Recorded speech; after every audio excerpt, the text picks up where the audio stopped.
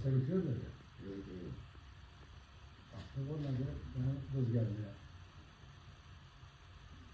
Doğru, metayına gittim. Evet, oturuyorum. Çok korkmam. Şimdi babam şöyle hani, deme, vallahi öyle. Sen de hastaneye geldik. Devletmen.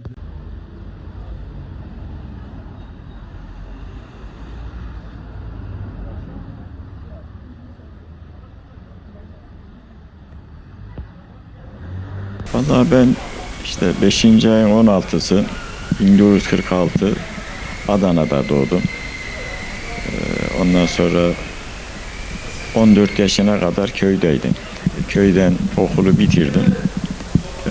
Berber dükkanına çırak olarak geldim. Bir sene sonra işte tıraş etmeye başladım. İşte kalfa yardımcısı, kalfa.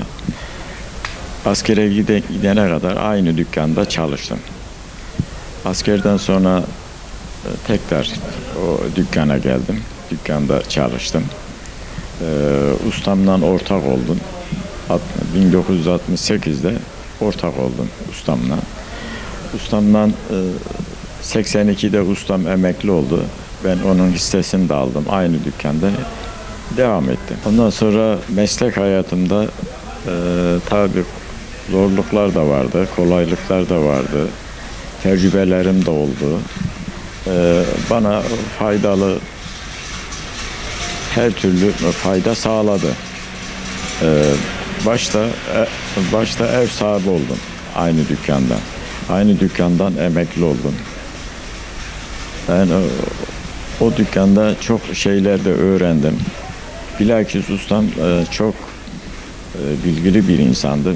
Bana çok öğütlerde bulundu. Yani bu zamana kadar aktif olarak çalışmamda onun öğütleri bana çok faydalı oldu yani. Vallahi çalışmak şöyle, şimdi başta maddi yönden, manevi yönden, aileye yardım yönden bana faydaları bu oluyor. Başta mesela torunlarıma ben yardımcı oluyorum, maddi manevi. Çalışmasam mesela torunlarıma maddi yönden yardımcı olamam.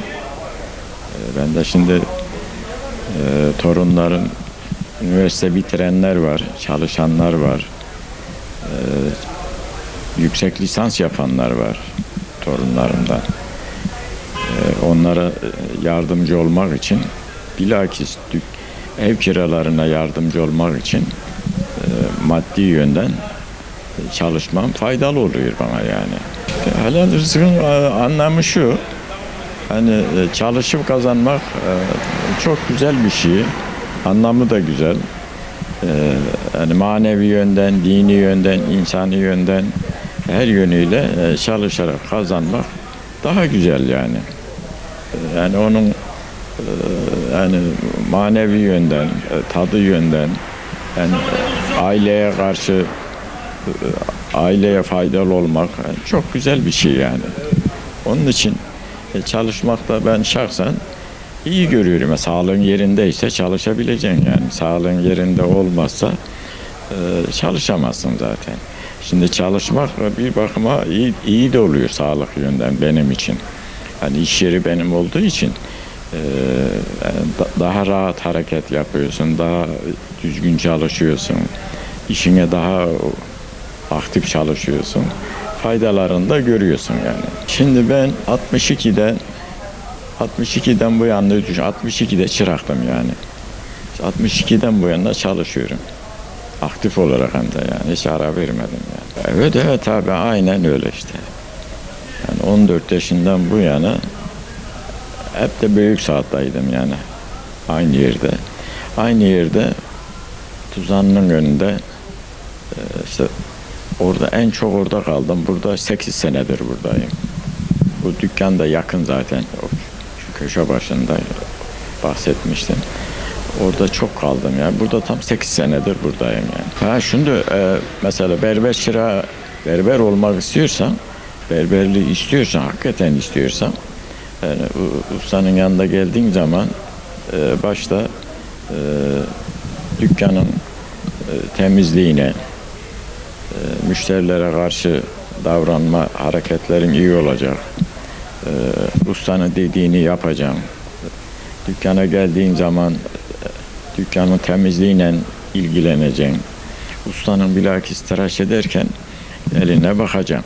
Yani ben bu mesleği seviyorum diyorsan bu berberlik çabuk öğrenirsin. Yani berberlik sanatkarlar için de en iyi mesleklerden biri. Yani maddi yönden, manevi yönden işine iyi bakarsan, mesleğine iyi bakarsan, sanatını iyi yapmak istersen, müşteriye iyi davranırsan müşterin olur. Başta sabah erken geleceksin. Yani bizim Büyük Saat civarında erken gelmek lazım. Müşteri sabahları erken gelir. Müşteriyi takip edeceksin. Bilakis müşteri tıraş şeklini sormadan tıraş etmeyeceksin. Yani müşteriye soracağım mesela nasıl tıraş olmak istiyorsun, nasıl etmek istiyorsun. Onu başta en büyük sanatın verdikleri şey müşteriden alacağın tarif. Yani tarife uymazsan yani müşterin de memnun olmaz, müşterin az olur. Yani müşteriyi etmek için müşteriyi konuşturacağım. Saç tıraşında, sakal tıraşında, bıyık tıraşında, sakal bırakmalarında sormadan iş yapmayacaksın yani. Şimdi zaten çocuklar ilkokul şimdi eskiden 5. sınıfta okul bitiyordu. O zaman küçüktü yaş, yani 12 yaşında oluyordu. İyi oluyordu ama şimdi öğretim yılı fazlalaşınca çocuklar biraz büyüyor. Büyüyünce tabii 12 yaşındaki bir çocukla 15 yaşındaki bir çocuk bir değil. O arada yani berber çıraklığı hani temiz bir meslek ama zor tarafları da var. Şimdi çocuğun aklı eriyor. Diyor ki berber çıraklığına verin. O gitmek istemiyor. Niye? Yani maddi yönden bizim meslek biraz diğer mesleklere göre az kazanıyor. Şimdi o yaştaki çocuk onu biliyor yani. Onu bildiği için başka meslekleri seçiyor veya okumak istiyor. Ama bu berberlik mesleğinde iyi öğrenirse tatmin edici geliri var. Mesela ben memnunum şimdi. Ben mesleğimden memnunum. İyi bir yere gelmişim ben. Vallahi şimdi şöyle diyeyim, yani bu berber mesleği yani normal bir aile çocuğuysa yani okuma imkanı yoksa yani bu mesleği seçmesinde fayda var. Şöyle ki bu berber mesleği köye de geçsen çalışabilirsin. Seyyar da yapabilirsin. Askerde de berber olursun. Yani maddi yönden. Para yönden parasız kalmazsın. Zaten iyi bir mesleğini seviyorsan, tanınmış berber olursan tatmin edici bir geliri var. Ama kurallara uyacaksın yani. Kurallara uymazsan kaybedersin. Başta müşteri edineceksin. Yoksa berberlik fena değil yani. Şimdilik iyi, fena değil. Berber mesleği şöyle biliyorsun. Çok sabah erken başlar, geç biter. Yani sosyal faaliyetlerde bizim fazla faydalanamayacağımız bir meslek. Yani çok bekliyorsun biliyorsun. Sabah geliyorsun, akşam gidiyorsun. Bir o zorluğu var. Yani ona da tabii sabredeceksin. Beklemekte de fayda var. Maddi yönden faydalanıyorsun. Ama herkese de mahsus değil. Kimisi mesela, kalfalar var. Mesela yetişenler vardı. Çoğu mesleği bıraktı. Yani genç yaşta dükkan açtı. Dükkanını çalıştıramadı, kapattı. Başka mesleğe gitti. Yani sabır isteyen bir meslek. Yani beklemek icap ediyor. Bunlara katlanacağım. Sabrın önemi başta müşteri. Yani sabredeceksin, bekliyorsun, müşteri gelecek sana. Müşteri geldiği zaman onunla ilgileneceksin. İlgilenmezsen müşteri bir daha gelmez yani. Yani sıkıntını belli etmeyeceksin. Yani cenazen de olsa, cenazeden de gelse hiç belli etmeyeceksin müşteriye. şey yapmayacağım. Ben şuyum, ben müyüm, yani her şeyini anlatmayacağım. Yani bazı müşteriler sıkılır. O mecbur değil seni dinlemeye. Çok konuşmayacağım. Fazla da konuşursam bazı müşteriler sevmez yani. Sevmiyor.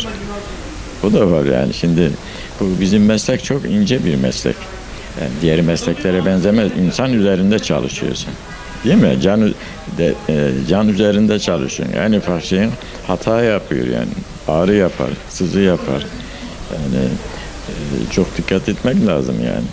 Yani sosyal yönden diğer mesleklere göre sosyal şeylerimiz hemen yani yarı yarıya onlardan farklı. Çok zaman çok yani.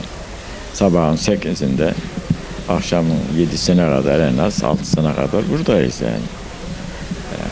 Haftada bir gün izinimiz oluyor. Pazar günleri yani başka yok. Şimdi berberlik mesleği ölmez. Şöyle ölmez. Diğer mesleklere göre başka ne iş yapabilir ki?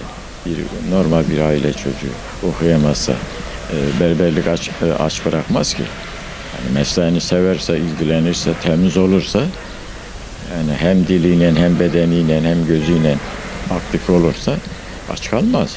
Yani gelir olur yani. Hani bunun yanında